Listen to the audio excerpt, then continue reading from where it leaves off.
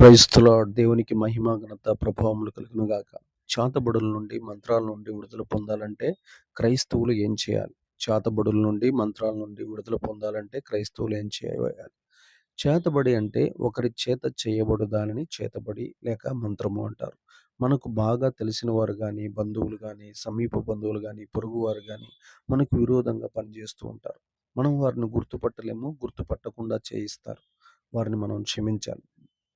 ఇలాగ వారు చేయటానికి దేవుడు అనుమతి కూడా ఉంటది.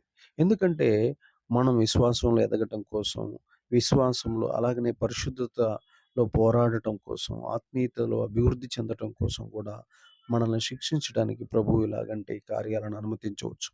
మరి ముఖ్యంగా సేవకు పిలిచిన వారికి ఎక్కువగా ఇలా అనుమతిస్తాడు.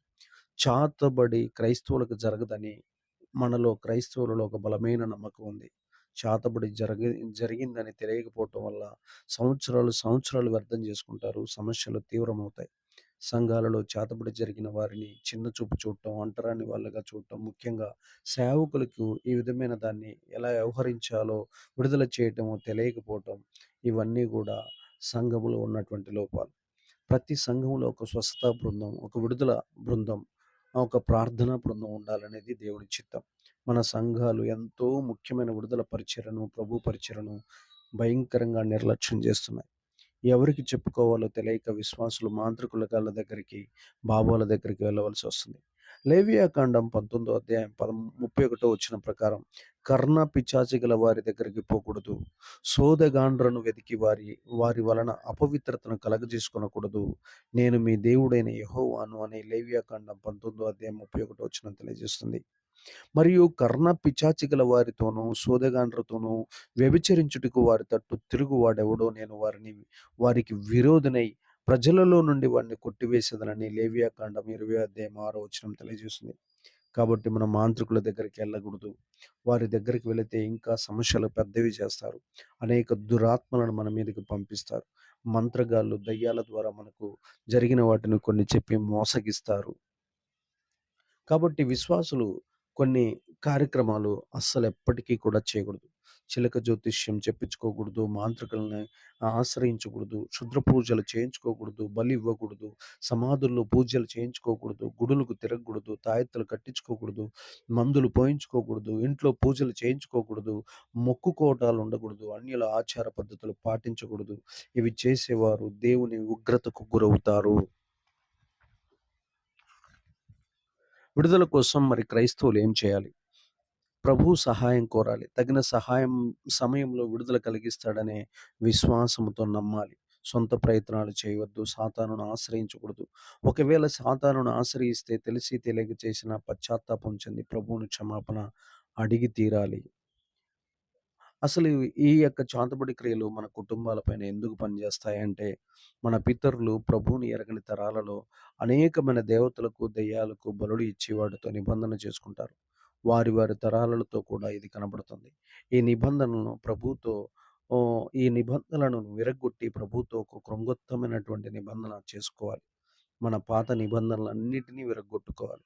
హెబ్రీయులకు రాసిన పత్రిక 9వ అధ్యాయం 15వ వచనం ప్రకారం మనమందరం కూడా ప్రభు సంరక్షణలోకి రావాలి. తరతరాలుగా ఇంట్లో కానీ, ఒంటి మీద కానీ ఏదైనా సాతానుకు సంబంధించిన వస్తువులు కానీ, గుర్తులు కానీ, బొమ్మలు కానీ, చీరలు కానీ, బట్టలు కానీ, విగ్రహాలు కానీ, బంగారం కానీ, వెండి నగలు కానీ, తాత ముత్తాతల యొక్క ఇండ్లలో సాతానుకు సంబంధించిన వస్తువులు ఏమైనా ఉంటే అవి చూపించమని దేవుణ్ణి అడగాలి.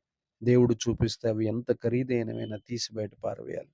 ఇరుగు పొరుగు వారు ఇచ్చిన వస్తువులు, బహుమానాలు వాటి ద్వారా కూడా మన ఇంటిలోనికి చాతబడి క్రియలు చేసేటటువంటి వస్తువులు ప్రవేశించి మన ఇంటి మీదకి శాపాలు, అనేక రకాలైన అనారోగ్యపు కట్లు తీసుకొని వస్తాయి. కాబట్టి ఇరుగు పొరుగు వారి దగ్గర నుంచి వచ్చేటటువంటి వస్తువులకు కూడా మనం చాలా దూరంగా ఉండాలి.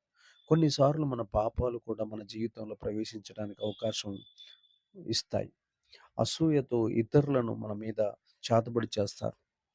పరమగీతము 8వ అధ్యాయము 6వ వచనం ప్రకారము ఈర్ష్య పాతాళమంత కఠోరమైనది, దాని జ్వాలలు అగ్నిజ్వాలమయములు అని ఉంది. ఏది ఏమైనా ఎంతటి ప్రయోగమైన మన ప్రభు అనుమతి లేనిదే మన దగ్గరికి చేరవు. ప్రభు చిత్తానికి లోబడి అప్పగించుకోవటం ద్వారా మనం నెమ్మది గల వారిగా, ఉండగలం. సాతానును ఆశ్రయించిన దేవుని కోపానికి గురి కావద్దు.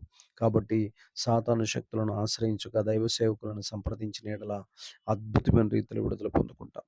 ఈ పరిస్థితి ఎందుకు కలుగుతుంది అని మనల్ని ఎవరైనా అడిగితే, మనము కూడా వీటిని జయించి అనేకులను విడిపించాలనేది ప్రభు యొక్క చిత్తం.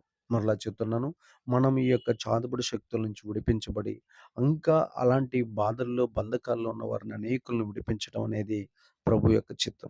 వీటి గుండా మనల్ని నడిపిస్తూ ఇతరులను రక్షించటానికి ప్రభువు మనల్ని వాడుకుంటున్నాడు.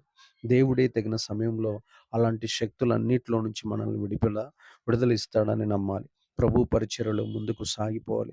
ఇతరుల కోసం మనం బలంగా విజ్ఞాపన ప్రార్థనలు చేయాలి, సహాయాలు చేయాలి. అప్పుడే సంఘము బహుగా వర్ధిల్లుతాది.